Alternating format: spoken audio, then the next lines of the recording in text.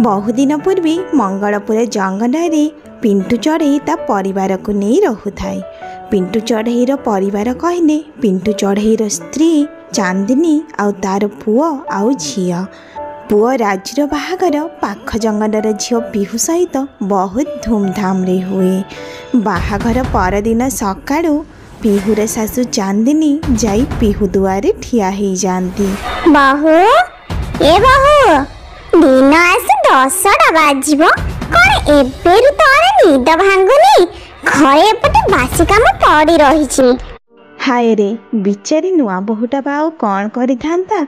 बाहाघर पाई राति अनिद्रा थका थकी तार आखि लागी जाई थाए। सासु सेपटे बहु बहु करी दुआरे ठिया ही जोर की पाटी करुथांती। सासुंकर एते बड़ पाटी शुणी पिहुर आखि खडी जाए। पिहू घंटा को अनै देखे तापरे दौड़िकी चाले कबाट पाखक। से जाई कबाट खली दिए देखे तो सासु बाहर ठिया होइछंती। अरे ए महारानी गोटे दिन न जाऊ रंग देखिबा आरंभ कर देलुनी। तते कौन जाना नहीं सासु घरे केमिति चढ़ा पड़े। सकाळु न उठी दिन आसी 10टा हेलानी। मु डाकिलारू उठी आसुछु केते बड़े रसोई रसोई करिवो एबेरु जलखिया भी बनिनी। आज आमे कौन समस्त भक्करे रहिबो। क्षमा कर दियंतु मां केमिति आखि लागी गला मु टिके भी जानि पारिनी। ए एबे जाउछि गाधुआटा सारी दे तुरंत मु जलखियाटा कर देबे। आधा घंटा ही समय लागिबो। हाउ हाउ हेंडा आ एठी ठिया हे चेहरा कोन देखाउछु। जा जा जल्दी गाधुआ पाधुआ सारे। पिहू गाधुआ पाधुआ सारी दे तुरंत जाई रसोई घरे जलखिया बनैबा को आरंभ करे। आ बहुत कम समय रे जलखिया बनै निए। तापरे सासु ससुर आ स्वामी को पाई जलखिया खाइबा को बाढ़ी दिए। किछि समय परे पिहू तार भी जलखिया प्लेट धरी डाइनिंग टेबल पाखक आसे आउ बसी जाए। अरे ए महारानी तते कोन संस्कार बडी किछि जाना नहीं। तो बाप घरे कौन तो माँ तते किछि शिखेइनी। एठी पर आमे सासु ससुर खाई बसिछु केउ मोहरे आसी एठी खाइबा को बसी गलो। तते कौन जाना नहीं सासु ससुर स्वामी घरर समस्ते खाई सारिबा परे जाई बहु खाए कही तते कौन ए सब शिखेइबा को पड़िबो। माँ तमे ए कौन कथा कहउछ। जदि पिहू आम सहित खाइला एथि खराब कौन। हाँ रे पुआ बाहाघरर 24 घंटा हेइनी माइकिना कानी धरी ता पछ पछ कथा बोलिबा को आरंभ कलोनी ना। ए सब ढंग ना तू मते देखैबुनी। चांद तमे भी ना ए सब बेकार कथारे काई सकाळु सकाळु गोटे झगड़ा आरंभ करूछ। बहु जदि खाउछि खाइनो सेथि कोन रहिछि। काई ह मु कोन ए घर को बाहा हेई आसी नथिली ना मु ए घरर केबे बहु नथिली। जेते बड़े तम मां मो सहित एमिति व्यवहार करुथिले सेते बड़े त तुम मुहरे बेंग पसी जाउथिला पाटी त जम्मा फिटु नथिला। एबे भारी बहु सुआग देखाउछ। चुप हेई बस। ना ना आपण माने नो पई जम्मा भी झगड़ा करंतुनी मु तो पारे खाइनी भी। अच्छा मां हमर कुनी तो देखा जाऊ ना हंती से कोन जड़खिया करबिनी। ना ना कुनी एबे खाइबनी से जेते जाई घर रे 11टा 9 बाजिछ ना से उठिबनी आ भोर ने तू भी ताको उठेइबनी। मो फुलबड़िया झियाटा टिके तार सकाळु उठिबार अभ्यास नाही। दिन 11 न हेले परा तार आखि खलेनी आ एमिति जदी उठेइ देबु ना तार मुंड बथा आरंभ हो जाए। भगवान से मुंड बथा को पुणी किए सहिबा। अच्छा चांदा झियो को टिके जल्दी उठे ना शिखेई दियो। तार पर बाहाघर बयस हेई गलानी एमिति रे भी आज ताको पिला घर देखिबा को आसुचंती। से जदी एबिरु अभ्यास न करिवो ससुर घरे जाई हैरान हबनी। थाउ थाउ सकाळु आ प्रवचन देई मो मुंडा टीन करानी। मो झिया मु देखिबे कोन करिबा को हेबो। सेपटे घंटारे 11टा बाजी जाए। घंटारे जेमिति 11टा बाजिछि ना सेमिति कुनी उठी बसे। मम्मी मम्मी काई मारे बाती एबे जाई आसी किते करे कहि छै मारे आखि खंड खंड मते बाती दरकार कहि जल्दी नहीं आसे मम्मी। କୁନିର ପାଟି ଶୁଣି ଭାଉଜ ପିହୁ ଡାକ୍ଟି ନେଇ ଆସି କୁନି ରୁମରେ ପହଞ୍ଚି ଯାଆନ୍ତି। ତମେ କଣ ଜାଣିଲ ମତେ ଖାଲି ମମ୍ମି ହାତରେ ଡାକ୍ଟି ପସନ୍ଦ ଆସେ। ତମେ କେମିତି ମୋ ପାଇଁ ଡାକ୍ଟି ନେଇ ଆସିଲ ଆଉ ସେ ବି ଏତେ ଡେରିରେ? କୁନି ନିଜ ଭାଉଜଙ୍କୁ ଏମିତି କହୁଥିବା ସମୟରେ କୁନିର ମା ଆସି ସେଇଠି ପହଞ୍ଚି ଯାଆନ୍ତି। ମା କୁନି, ତା ଅଙ୍କଲଙ୍କ ଫୋନ ଆସିଥିଲା, କହୁଥିଲେ ତତେ ଆଜି କଣ ପୁଅ ଘର ଲୋକ ଦେଖିବାକୁ ଆସିବେ କହି। ତୁ ଜଲ୍ଦି ସେ ଫ୍ରେଶ ହେଇଯା ଆଉ ସୁନ୍ଦର କି ରେଡି ହେଇଯିବୁ। ପିଲା ପୁରା ବଡ ଚାକିରି କରୁଛି, ତୁ ସେଠି ଖାଲି ରାଣୀ ହେଇ ରହିବୁ, ରାଣୀ। ଠିକ ଅଛି ମମ୍ମି, ମୁଁ ଟିକେ ଟିଫିନ ଟା କରିଦେଇ ପାର୍ଲର ପଟେ ବାହାରି ଯିବି। ପିଲା ଘର ଆସିବା ଆଗରୁ ଘରେ ଆସି ପହଞ୍ଚିଯିବି। ସେପଟେ ପିଲା ଘର ଆସିବା କଥା ଜାଣି ପିହୁ ରୋଷେଇ ଘରେ ରୋଷେଇ କାମ ଆରମ୍ଭ କରିଦେଇଥାଏ। ଠିକ୍ ଏତିକି ବେଳେ ଶାଶୁ ଆସି ସେଇଠି ପହଞ୍ଚି ଯାଆନ୍ତି। ଆଚ୍ଛା ଶୁଣ ବାବୁ, ତାଙ୍କ ପାଇଁ ଭଲ କଫି ବନେଇବୁ, ତା ସହିତ ହଉଛି ସିଙ୍ଗଡ଼ା ଆଉ ଜିଲାପି ନିହାତି ଭାବେ ବନେଇଦବୁ। ସେମାନଙ୍କୁ ଯାହା ହେଲେ ବି ଆମ ଝିଅ କୁନି ପସନ୍ଦ ଆସିବା ଦରକାର। ମା, ଆପଣ ଜମାରୁ ଚିନ୍ତା କରନ୍ତୁନି, ମୁଁ ସବୁ କିଛି ରୋଷେଇ ସମୟରେ କରିନେବି। ଆପଣ ବାକି ଜିନିଷ ଦେଖନ୍ତୁ। ସେପଟେ ପିଲା ଘର ଲୋକ ବି ଆସି ପିଲା ସହିତ ପହଞ୍ଚି ଯାଆନ୍ତି। ଆଜ୍ଞା, ଏସବୁ ଖାଇବା ନା ମୋ ଝିଅ କୁନି ବନେଇଛି। ସେ ସବୁ ଘର କାମରେ ନା ପୁରା ଧୁରନ୍ଧର, ତାକୁ ଯାହା କହିବେ ସେ ତାହା ବନେଇଦେବ। ସତରେ ତମ ଝିଅ ତ ପୁରା ଲକ୍ଷ୍ମୀ ବନ୍ତି, କହିବାକୁ ଗଲେ ଅନ୍ନପୂର୍ଣ୍ଣା। ୟାକୁ ଯଦି ଆମ ଘରର ବୋହୂ କରିବୁ, ଆମ ଘର ପୁରା ହସି ଉଠିବ। ଆମେ ତ ଏ ପ୍ରସ୍ତାବରେ ବହୁତ ଖୁସି। ଆପଣମାନେ ଯଦି ରାଜି ହେବେ, ହେଲେ ବାହାଘର ଦିନ ଠିକ୍ କରିବା। ଦୁଇ ପରିବାରର ସହମତିରେ କୁନିର ବାହାଘର କୁନାଲ ସହିତ ହେଇଯାଏ। ବାହାଘର ପରଦିନ ସକାଳୁ ସକାଳୁ କୁନି ତା ମାଆକୁ ଫୋନ ଲଗାଏ। ଆଲୋ ମା କୁନି, ଏତେ ସକାଳୁ ସକାଳୁ ଫୋନ କରିଦେଇ ଯେ, ଖବର ସବୁ ଭଲ ତ ମା? କଣ କହ? ମମ୍ମି ତ ତମେ ମାନେ ମତେ ଆଣି ଶାଶୁ ଘରେ ମୋ ଜେଲ ଘରେ ପୁରେଇ ଦେଇଗଲ। ସକାଳ 8ଟା ବାଜିଲେ ଶାଶୁ ଯାଇ କବାଟ ଢ ଢ ବାଡେଇକି ଉଠେଇ ଦଉଛନ୍ତି। ଓହୋ, ମୋର ତ ଖାଲି ମୁଣ୍ଡ ବଥାରେ ଫାଟି ପଡୁଛି। ମୁଁ ଯେ ବି କଣ କରିବି? ଆହା, ତୋ ଶାଶୁଟା କେମିତି ନିର୍ଦୟ ଲୋକଟା ବା, ସକାଳୁ ସକାଳୁ ମୋ ଝିଅଟାକୁ ଉଠେଇ ଦଉଛନ୍ତି। ମା, ଶାଶୁ ଘରେ ତ ସେତିକି ଆଡଜଷ୍ଟ କରିବାକୁ ପଡିବ ନା। ଆପଣ ଗୋଟେ କାମ କରନ୍ତୁ, କୁନିକୁ କୁହନ୍ତୁ ଆଜି ତାଙ୍କର ପ୍ରଥମ ରୋଷେଇ, ସେ କେମିତି କଣ କ୍ଷୀରି ବନେଇବେ ତାକୁ ଆପଣ ଟିକେ ବୁଝେଇ ଦିଅନ୍ତୁ। ବହୁ ପିହୁର କଥା ଶୁଣି ଚାନ୍ଦିନୀ ନିଜ ଝିଅ କୁନିକୁ କ୍ଷୀରି ବନେଇବାର ରେସିପି ବତେଇ ଦିଏ।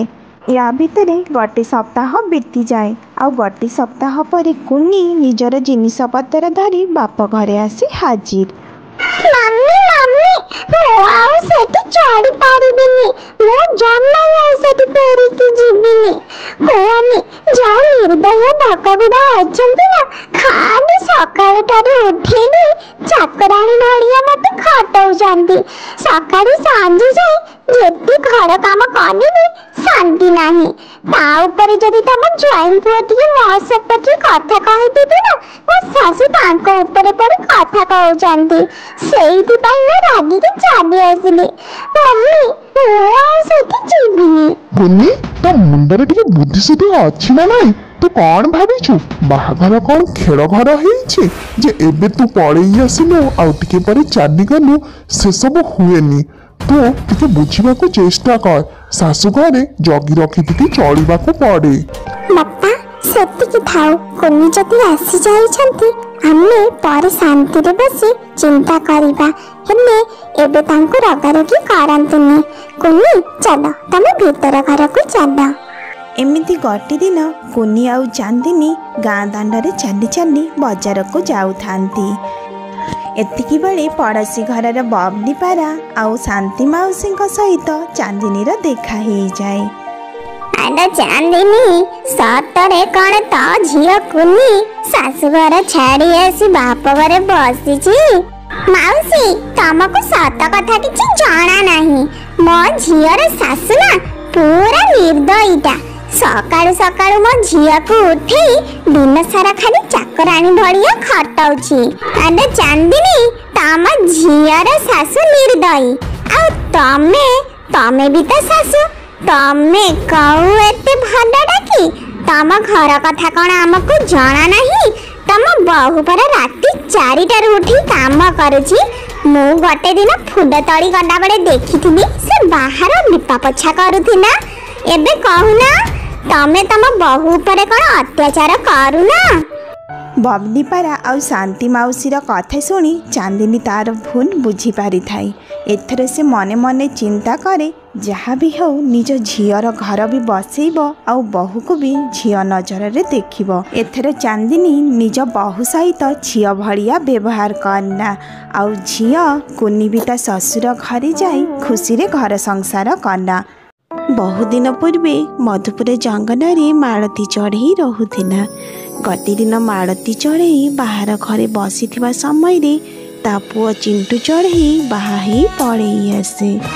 अरे बापा चिंटू तू बड़ वयसरे कुआडू आसिलु? माँ मु बाहा ही पड़िछि। ये हेबे चांदिनी आज ठारू तमरो बहु। मु चांदिनी को स्कूल समय रू भल पाउथिली। ता घरे ता बाहागर पई रेडी होतबारु मु ताको बाहा ही नहीं आसिली। चिंटूर एमिति कथा शुणी मालती सोफा ऊपर दी गड़े डिया मारी तलक पड़े आसे। हाय रे मोर फटा कपाळ ए कौन कलु तू? ए गाड़ी कोतरी को बाहा ही नहीं आसिलु तापणी कौन कहछो?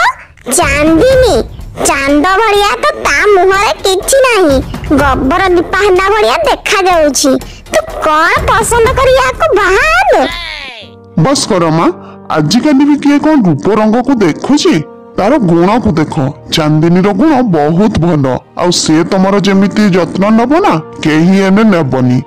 पुओटिए कही केते दियो पूजिथिली केते मानसिक जाचिथिली हेदे जाई तू जन्म हेइथिलु बुझिलु ना। हेदे तू तो आज कुरांगार भड़िया कामडा करि देलु। ए जो काड़ी कोतरी बहु धरी आसीचु ना ताकू मु जम्मार घरे पुरेई देबिनी कहूची। आ जदी तू ए घर भीतर को जीवु कहूचु ना मो मडा देह ऊपर माडी की जीवु बुझिलु। मु एइठी पडिनी आ जम्मार उठिबिनी। थाउ माँ तमर ए नाटक आ मते देखाउनी बुझिल। कौन गोटे तड़े गड़ी जाउछ तमे जदी हमकु घरे पसिबा को न देबो ना मु बाहर भड़ा घर नहीं रहिबी सेइठु आ मते देखि भी पारिबनी बुझिल त। मालती चढ़ई चिंटूर एमिति कथा शुणी तड़ू उठी पड़े।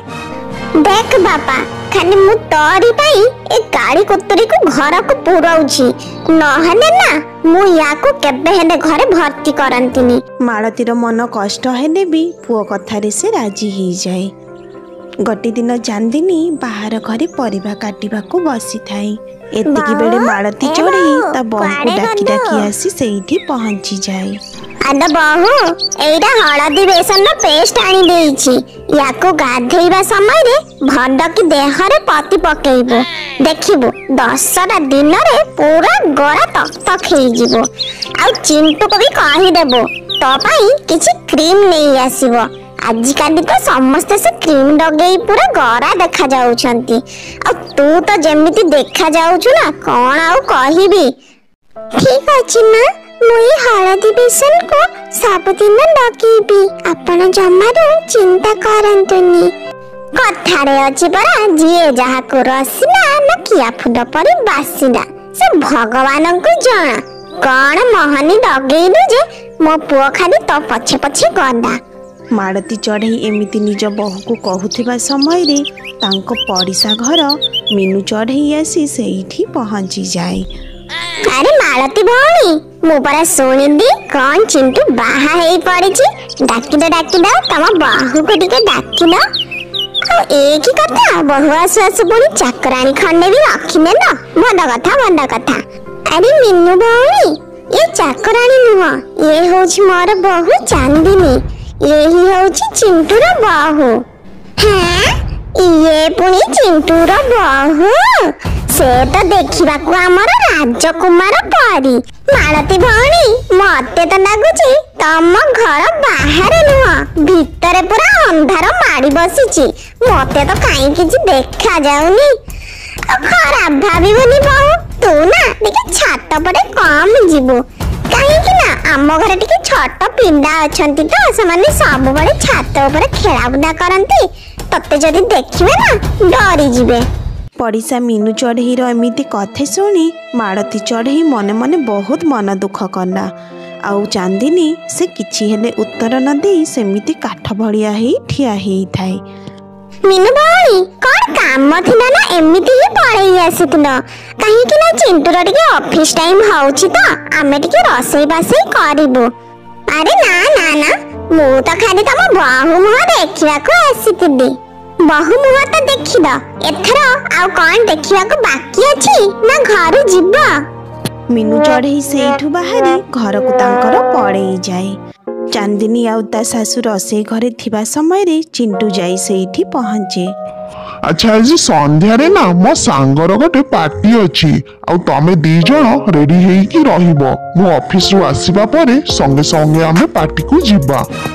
ଥାଉ ରେ ପୁଅ ଥାଉ, ତୁ ତୋର ଏଇ କଳା ଟିକାକୁ ସାଙ୍ଗରେ ନେଇ ଯା।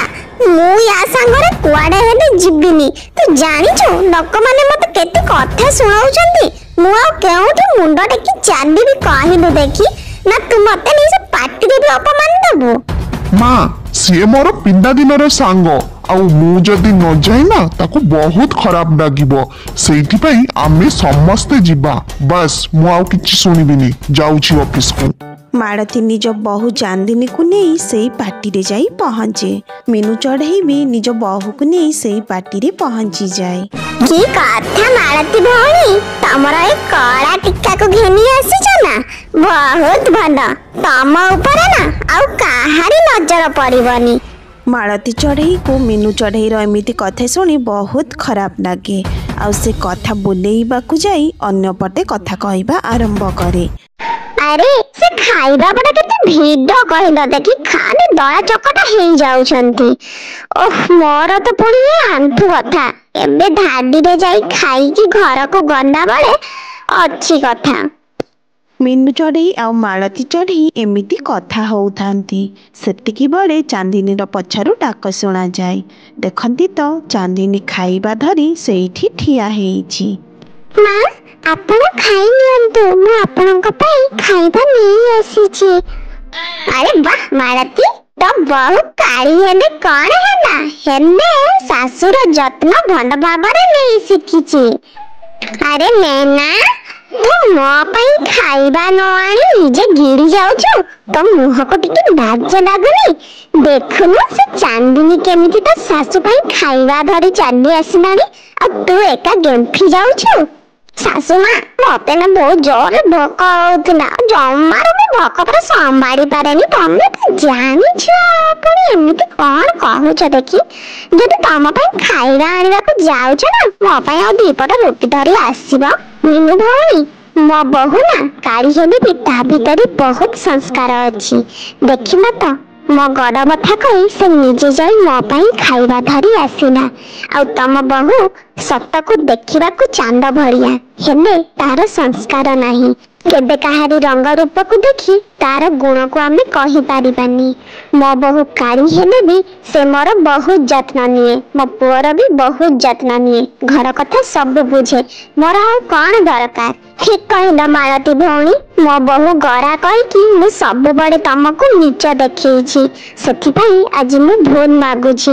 ଆଉ ଆଗକୁ କେବେ ହେଲେ ମୁଁ ଏମିତି କଥା ତମମାନଙ୍କୁ କହିବିନି। ସେଇଦିନ ପାଖରୁ ମାଳତୀ ଚଢ଼େଇ ନିଜ ବୋହୂ ଚାନ୍ଦିନୀକୁ ଆଉ ତା ଦେହର ରଙ୍ଗ ପାଇଁ କେବେ ହେଲେ କିଛି କୁହେନି। ସାଙ୍ଗମାନେ, ଆପଣମାନଙ୍କୁ ଏଇ କାଳି ବୋହୂର କାହାଣୀ କେମିତି ଲାଗିଲା କମେଣ୍ଟ କରି ଜଣେଇବେ।